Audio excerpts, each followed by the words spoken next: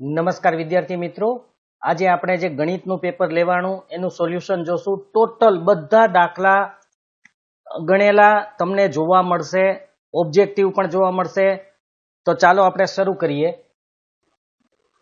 તો આજના પેપરમાં વિભાગ એ પહેલો છે કે દ્વિચલ સુરેખ સમીકરણ યુગ્મ 2x + 3y = 9 અને ખાલી જગ્યાનો આલેખ સંપાતી. હવે યાદ રાખજો, જે સમીકરણ સંપાતી માટે બધું ડબલ હોવું જોઈએ. 2 ના ડબલ 4, 3 ના ડબલ 6 અને 9 ના ડબલ 18. હવે તમને બધામાં ડબલ જ દેખાય છે, પણ અહીંયા પ્લસ છે તો અહીંયા પ્લસ હોવું જોઈએ. આ બરાબર છે, આ બાજુ લઈ આવો તો એ માઇનસ થાય, તો આ પણ માઇનસ છે, માટે જવાબ એ આવશે. દ્વિઘાત સમીકરણ 3x² - 4x + p નો વિવેચક 112 હોય તો p બરાબર કેટલા? તો કે -8 આવશે.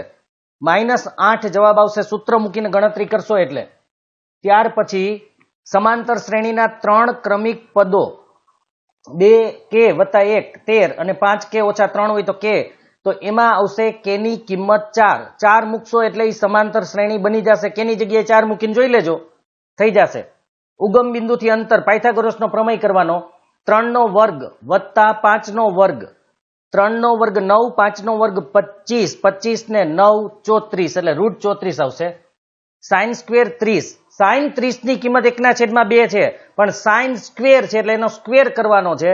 1 નો વર્ગ 1 અને 2 નો વર્ગ 4 એટલે 1/4 આવે. છઠ્ઠો, એક જૂથ બદ્ધ ડેટા માટે આની તમે લોપની રીત કરશો ને એટલે તમને પેલા m મળશે અને m ની કિંમત મૂકશો એટલે x બાર મળશે. m 7 મળે છે અને x બાર 5, એટલે z છે એ 11 આવે છે. ત્યાર પછી √7 અસમય સંખ્યા છે. પછી શૂન્યનો ગુણાકાર c ના છેદમાં a 6 અને આગળ કઈ નથી એટલે 1, એટલે કે 6 ના છેદમાં 1 એટલે 6. સમતોલ પાસાને એક વખત ઉછાળતા 1 મળે. 1/6 ખાસ યાદ રાખજો, 1/6. sin θ = cos θ. sin θ અને cos θ ની કિંમત કઈ સરખી? તો કે 45 નો ખૂણો. તો tan 45 કેટલા? તો કે 1. tan 45 1 થાય. વર્તુળની બહારના બિંદુમાંથી વર્તુળને કેટલા સ્પર્શક દોરી શકાય? તો કે 2. પછી બહુલક વર્ગ, જેની આવૃત્તિ સૌથી વધારે હોય એને બહુલક વર્ગ કહેવાય, 60 થી 70. હવે વિધાનો ખરા છે કે ખોટા? ગુસા 6 અને 72, 12 6 72 એટલે 6 બેયમાં છે, માટે ગુસા 6 આવે, સાચું છે. સામાન્ય વિદ્યાર્થી માટે અહીંયા આકૃતિમાં તમે જોઈ શકો છો કે અહીંયા એક અક્ષને 3 બિંદુમાં છેદે છે અને આપણે શૂન્યની સંખ્યા 1 આપી છે, માટે ખોટું. ત્યાર પછી જે દ્રષ્ટિહીન માટે છે કે ત્રિઘાત બહુપદીને મહત્તમ શૂન્યોની સંખ્યા 2 છે, તો એ ખોટું જ છે. સુરેખ સમીકરણ યુગ્મ x - y = 8 અને 3x - 3y = 16 આ સુસંગત છે, તો આ સુસંગત નથી. એક મિનિટ, નથી, આ સુસંગત નથી. સોરી, આમાં ભૂલ છે. આ સુસંગત નથી, ખોટું આવે. કારણ કે એક આના 3 ગણા છે, આનાય 3 ગણા છે, પણ આના 3 ગણા નથી. અથવા તો ઉકેલ 1 મળવો જોઈએ, માટે એ ખોટું આવશે. ચોક્કસ ઘટનાની સંભાવના 1 છે, તો એ બરાબર છે. ચોક્કસ ઘટનાની સંભાવના એટલે એ સાચું છે. હવે પ્રશ્નોના જવાબ. પ્રથમ 50 ધન પૂર્ણાંક સંખ્યાઓનો સરવાળો તમે Sn = n/2 a + l કરશો. a એટલે 1 લેવાનો અને l એટલે 50, તો 1275 આવશે. ચક્રીય ચતુષ્કોણમાં p/r 2/3 હોય તો r શોધો. હવે બેયનો સરવાળો 5 થાય એટલે 3x + 2x = 5x, 5x = 180, તો x = 36 આવે, એટલે 36 તેરી 108 આવે. અનિકેતને 25 ગુણની એકમ કસોટીમાંથી 20 એક જ વાર હોય, 1 અને 0 માર્ક પણ આવી શકે, એટલે 1/26. મધ્યસ્થમાં આ રીતે ગોઠવી દેવાનું અને વચ્ચે હોય ની સંખ્યા લઈ લેવાની, એટલે 4. શંકુની વક્ર સપાટીનું ક્ષેત્રફળ πrl અને નળાકારનું ઘનફળ πr²h. આ થોડુંક ટ્વિસ્ટ હતું. વર્તુળનો પરિઘ એટલે 2πr અને વર્તુળનો વ્યાસ એટલે 2r, તો 2r ઉડી જાય એટલે પાઈ. એક મિનિટ, પાઈ આવે. 2πr અને 2r વ્યાસ એટલે ત્રિજ્યાનું ડબલ 2r ઉડી જાય એટલે પાય આવે, બી નથી આવતું, ખોટો જવાબ છે. અને લઘુ વૃત્તાંશનું ક્ષેત્રફળ એટલે પાય r સ્ક્વેર થીટા છેદમાં 360 અને વર્તુળનું ક્ષેત્રફળ એટલે પાય r સ્ક્વેર ઉડી જાય તો થીટાના છેદમાં 360 આવશે. હવે આપણે બી વિભાગ જે પહેલો દાખલો છે કે દ્વિઘાત બહુપદી 4x વર્ગ ઓછા 4x વત્તા 1 ના શૂન્ય. હવે હું તમને દાખલો સ્ક્રીન ઉપર રાખી દઈશ અને ડાયરેક્ટ જવાબ કહી દઈશ. તમે જ્યારે ફ્રી થાવ ત્યારે તમે એની રીત જોઈ લેજો. હવે આપણી રકમમાં x આપ્યું હતું અને ચોપડીમાં s છે એટલે મેં s વાળું જ લીધું છે, તો આનો જવાબ શૂન્ય આવતા થાય 1/2 1/2. નેક્સ્ટ જોઈએ, દ્વિઘાત બહુપદીના શૂન્યનો સરવાળો અને શૂન્યનો ગુણાકાર અનુક્રમે √2 અને 1/3 હોય એવી દ્વિઘાત બહુપદી મેળવો. તો અહીંયા શૂન્યનો સરવાળો √2 આ રીતે કરવાનો હતો, શૂન્યનો ગુણાકાર 1/3. તો માગેલ દ્વિઘાત બહુપદી છે એ કિંમત તમે મૂકી દેશો આમાં, એટલે ax વર્ગ વત્તા bx વત્તા c 3x વર્ગ એની કિંમત મૂકી, b ની કિંમત -3√2x વત્તા 1 એટલે 3x વર્ગ ઓછા 3√2x વત્તા 1 આવતો હતો. નેક્સ્ટ છે દ્વિઘાત સમીકરણ 100x વર્ગ ઓછા 20x વત્તા 1 બરાબર 0 નો અવયવીકરણની રીતથી ઉકેલ શોધો. તો જોઈએ, તો આ જે છે આના અવયવ 100 1 100 ના એવા બે ભાગ પાડો કે જેનો સરવાળો 20 થાય. તો આ રીતે અવયવ પાડી એટલે 1/10 1/10 બે અવયવ સમાન આવશે. ત્યાર પછી સમાંતર શ્રેણી 7 13 અને 19 નું 34મું પદ શોધો. તો 7 13 અને 19 એ 7 ડી 6 અને એન 34, તો એ આવતું હતું 205.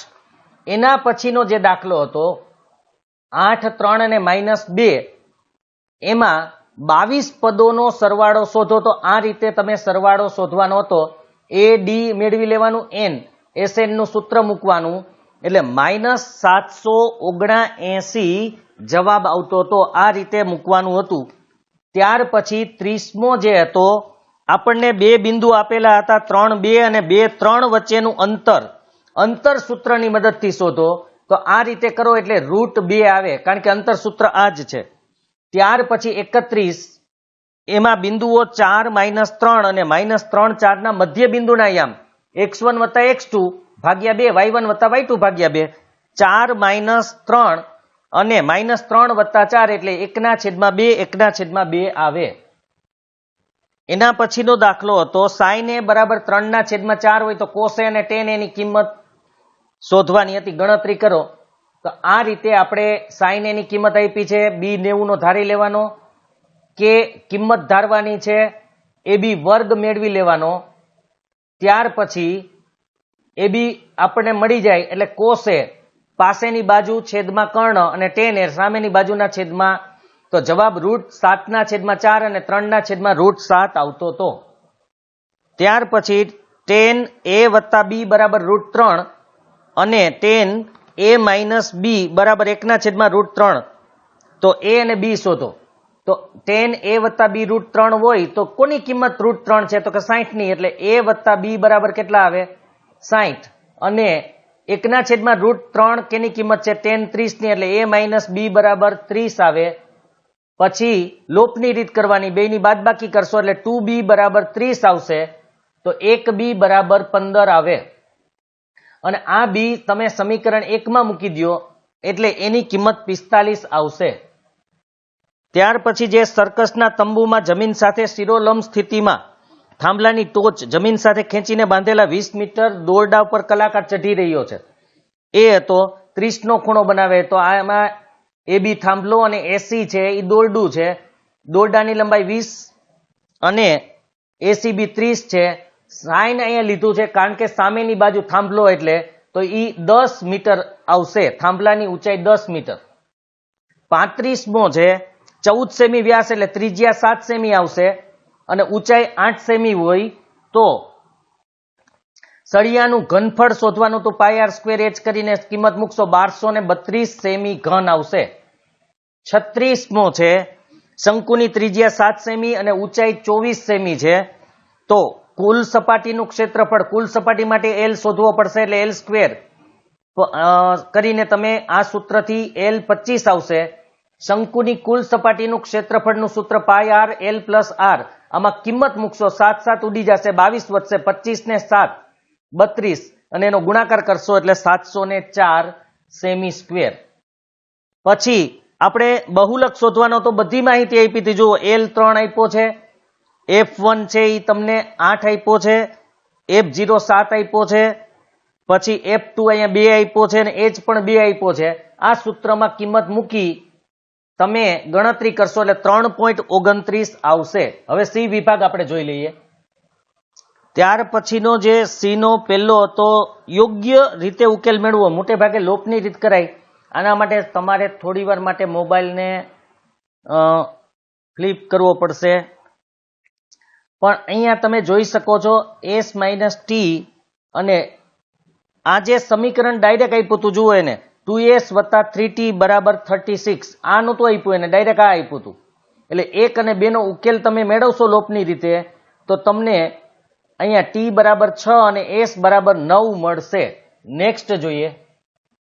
ત્યાર પછી જે બે વ્યક્તિની માસિક, એમાં આપણે ધારવાની હતી માસિક આવક અને ખર્ચ.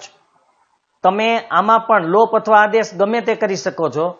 તો એ મુજબ આનો જે જવાબ છે તમે y બરાબર અહીંયા 4000 આવશે. y બરાબર એ કિંમત તમે એકમાં મૂકશો એટલે તમને x ની કિંમત મળશે.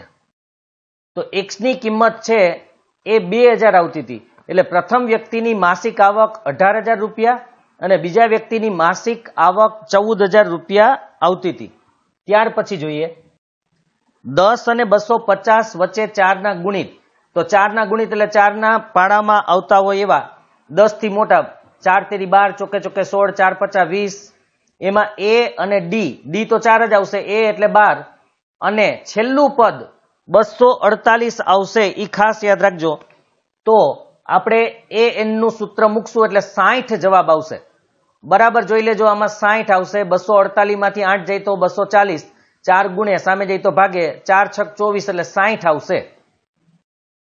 ત્યાર પછી હતો આ 1 5 2 3 અને -2 11 સમરેખ છે કે નહીં.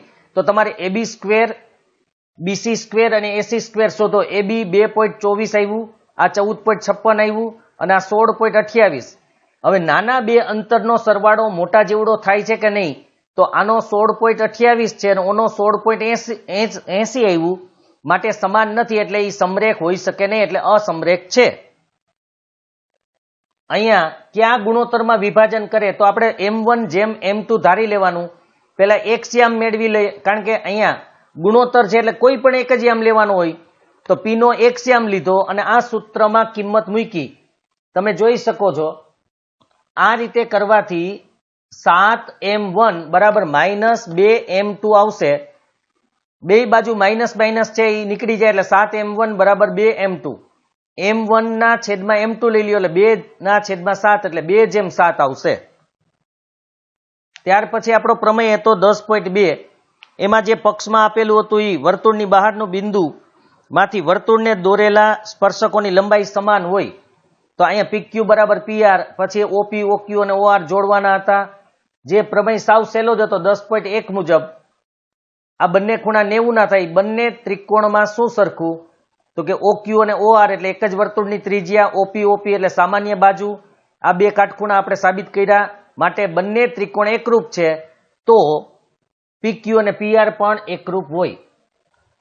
ત્યાર પછી જે 44મો હતો બે સમકેન્દ્રી. આ શોર્ટકટ રીત છે. તમે પાયથાગોરસના પ્રમેયથી પણ કરી શકો અને આ રીતે પણ કરી શકો. જીવાની લંબાઈ શોધવા માટે મોટી હોય ને R1 કહેવાનું, નાની હોય ને R2 કહેવાનું. જીવાની લંબાઈ બરાબર 2 વર્ગમૂળમાં R1 square minus R2 square 2. R1 એટલે 41 નો વર્ગ અને માઇનસ R2 એટલે 40 નો વર્ગ. 41 નો 1681, 40 નો 1600. 1681 માંથી 1600 જાય તો 81. 81 નું વર્ગમૂળ થાય 9. માટે 2 ગુણ્યા 9 એટલે 18 સેમી. ત્યાર પછી જે 45મો દાખલો હતો, આપણે શોધવાનું બહુલક જ હતો. બહુલક માટે આપણે આ જ સૂત્ર છે. મહત્તમ આવૃત્તિ મોટામાં મોટી 20 હતી. માટે બહુલક વર્ગ થાય 40 થી 50. L એટલે 40, F1 એટલે મોટી 20, F0 એની આગળની 12 હતી, F2 એની પાછળની 11 હતી અને H એટલે કે વર્ગ લંબાઈ 10. આ સૂત્રમાં કિંમત મૂકી દો. ખાસ ભૂલ ન થાય એ જોવાનું હતું બાદબાકીમાં ને એમાં. બાકી 8 દાણ 80 અને 17, 80 ને 17 વડે ભાગો એટલે 4.71, તો 40 વત્તા 4.71 એટલે 44.71 થાય. હવે સંભાવના સરખી રીતે ચીપેલા 52 પત્તાની થોકડીમાંથી એક પત્તું કાઢવામાં આવે તો કાળા રંગની રાણી 2 હોય એટલે 2/52 લખ્યું હશે તોય ચાલશે. છેદ ઉડાડો તો 1/26. મુખ મુદ્રા વાળું પત્તું ન હોય. ખાસ મિત્રો આમાં ભૂલ થવાની શક્યતા હતી, કારણ કે મુખ મુદ્રા વાળા 12 હોય, 52 માંથી 12 જાય તો 40, 40/52, 10 ચોકું અને 13 ચોકું એટલે 10/13. ચોકટનું પત્તું મળવાની, ચોકટના 13 પત્તા હોય તો 13/52 એટલે 1/4.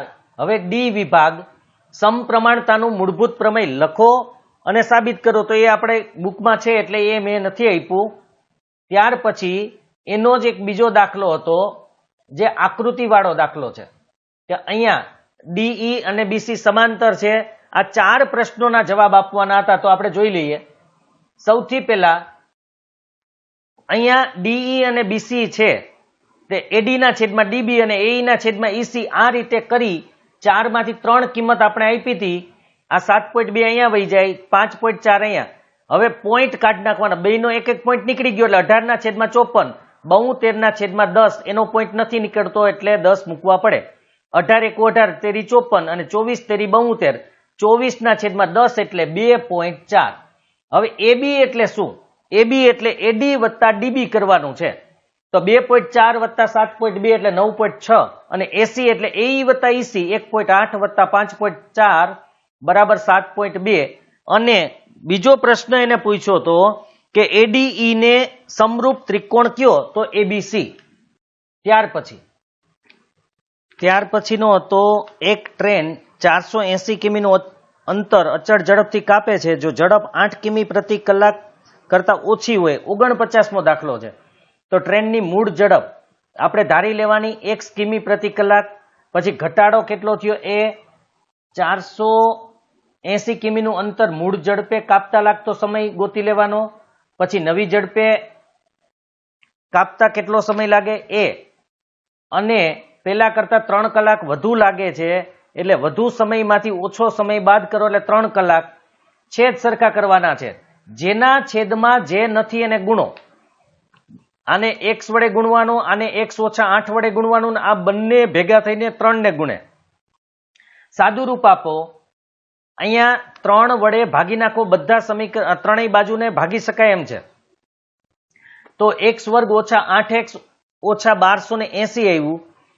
1280 ના એવા બે ભાગ પાડો જેની બાદબાકી 8 આવે. તો અહીંયા 40 અને 32, તો x ની 40 આવી અને -32. -32 તો શક્ય નથી કારણ કે ઝડપ ઋણ ન હોય એટલે ટ્રેનની ઝડપ આવશે 40 કિમી પ્રતિ કલાક. ત્યાર પછી 50મો દાખલો હતો કે બીજું પદ 14 હોય અને ત્રીજું પદ 18 હોય તો 51મું પદ અને 51 પદોનો સરવાળો. તો અહીંયા પેલા બીજું પદ એટલે a + l બરાબર 14 અને ત્રીજું પદ એટલે 18 એટલે કે a3 બરાબર 18 એટલે l બરાબર a3 - a2 એટલે કે 18. જો l નહીં, સોરી, d બરાબર a3 - a2. સીધો d મળી જાય કારણ કે ત્રીજા પદમાંથી બીજું પદ બાદ કરશો એટલે 4 આવશે. આ d4 આવ્યું એ સમીકરણ 1 માં મૂકી દો એટલે a10 આવી ગયું. એનો સરવાળો તો s51, તો 51/2 એની કિંમત મૂકી. n એટલે 51 અને d એટલે આપણને મળ્યા હતા 4. તો આ 20, 10 દુને 51 માંથી 1 જાય તો 50 ગુણ્યા 4 એટલે 200, 220. હવે 220 ને 2 વડે ભાગો એટલે 110, 110 ગુણ્યા 51 એટલે 5610 આવશે. ત્યાર પછી મધ્યક શોધવાનો જે દાખલો હતો 50 કારીગર વાળો, એમાં આ રીતે તમે મેં 550 ને એ ધારેલો છે એટલે એ 0 આવે, ઉપર માઇનસ. આ ડીઆઈ ની રીતે કર્યો છે પણ આમાં આપણને પદ વિચલનની રીત કીધું હતું, એટલે અહીંયા 0 આવશે, અહીંયા -1 અને અહીંયા -2 અને અહીંયા 1 અને 2 આવશે. પછી એનો ગુણાકાર કરીને કરવાનો, પણ જવાબ આ જ આવશે. ધ્યાન રાખજો, તમે સૂત્ર ખાલી ગુણ્યા h કરવાનો હતો, 545.2 જ જવાબ આવશે એનો, બાકી કઈ ફરક નહીં પડે. ત્યાર પછી 52મો દાખલો હતો, એમાં મધ્યસ્થ શોધવાનો હતો. તો આ આપણું કોષ્ટક છે, એમાં CF કરવાનું રહેશે. ખાસ યાદ રાખજો મિત્રો, પેલા 14 ના 14, પછી 14 ને 56, 70, 70 ને 60, 130, 130 અને એની નીચે 130 અને 86, 216, 216 અને 74, 290, 290 ને 62, 200, અહીંયા ભૂલ છે, 352 આવે, 352 અને 352 ને 48, 400 થાય. તો n/2, 400 ભાગ્યા 2 એટલે 200. મધ્યસ્થ વર્ગ આપણે 200 શેમાં આવે છે? તો કે 3000 થી 3500 ની અંદર 200 આવે છે. તો હવે L એટલે 3000, n/2 એટલે 200, CF એટલે 130, F એટલે 86 અને અહીંયા વર્ગ લંબાઈ છે એ 500 છે. મધ્યસ્થનું સૂત્ર છે L + n/2 - CF / F × H. આમાં કિંમત મૂકી દો, ગણતરી કરશો એટલે 3406.98 આવશે. ત્યાર પછી એક ભૂરો અને રાખોડી, જો બે પાસા છે, પાસાની ઉપરની સપાટી ઉપર દેખાતી સંખ્યાઓ માટે સરવાળો 10 હોય. 10 કોનો? 4, 6, 5, 5, 6, 4 એટલે 3 અવલોકન મળે. 3/36 એટલે 1/12. 3/36 કારણ કે 10 સરવાળો 3 નો જ હોય. 4, 6, 5, 5 અને 6, 4. સરવાળો 12 તો 12 વાળો એક જ હોય, 6, 6 એટલે 1/36. સરવાળો 12 કે તેનાથી નાનો હોય એટલે 36 આવે, તો 36/36 એટલે સંભાવના 1 આવશે. બંને પાસા પર સમાન અંક હોય એની સંભાવના, સમાન અંક કેટલા હોય? 1, 1, 2, 2, 3, 3, 4, 4, 5, 5, 6, 6 એટલે 6/36 એટલે 1/6. ત્યાર પછી એક ડબ્બામાં 3 ભૂરી, 2 સફેદ અને 4 લાલ લખોટી છે. હવે સફેદ હોય, સફેદ 2 છે, ટોટલ કેટલી થઈ? પેલા n ટોટલ કુલ અવલોકનની સંખ્યા 3 ને 2, 5 ને 4, 9. તો સફેદ હોય 2/9, ભૂરી 3 છે એટલે 3/9 એટલે 1/3, લાલ 4/9, લીલી ન હોય તો લીલી તો કઈ છે જ નહીં, તો 9 આવશે. લીલી નથી લેવાની, સોરી લીલી હોય છે, સોરી, તો 0 સંભાવના આવશે. 0/9 ખાસ યાદ રાખજો મિત્રો, કારણ કે લીલી છે જ નહીં, તો 0/9 એટલે સંભાવના આવશે 0. તો આ આપણે પેપર આવી જ રીતે દરેક પેપરનું સોલ્યુશન આપણે મૂકીએ જ છીએ. તમે લાઈવ કરતા જ્યારે પણ ફ્રી હો ત્યારે આ વિડીયો જોઈને ગમે ત્યારે સોલ્વ કરી શકો છો. એટલા માટે આપણે આવી જ રીતે આપીએ છીએ કે તમારા સમયને અનુકૂળ જ્યારે તમે ફ્રી હો ત્યારે. તો વિદ્યાર્થી મિત્રો, ચેનલને સબસ્ક્રાઇબ કરજો, તમારા મિત્રોને સબસ્ક્રાઇબ કરાવજો. વિડીયો પસંદ આવ્યો હોય તો લાઈક કરજો, શેર કરજો. નેક્સ્ટ વિડીયોમાં ફરીથી મળશું.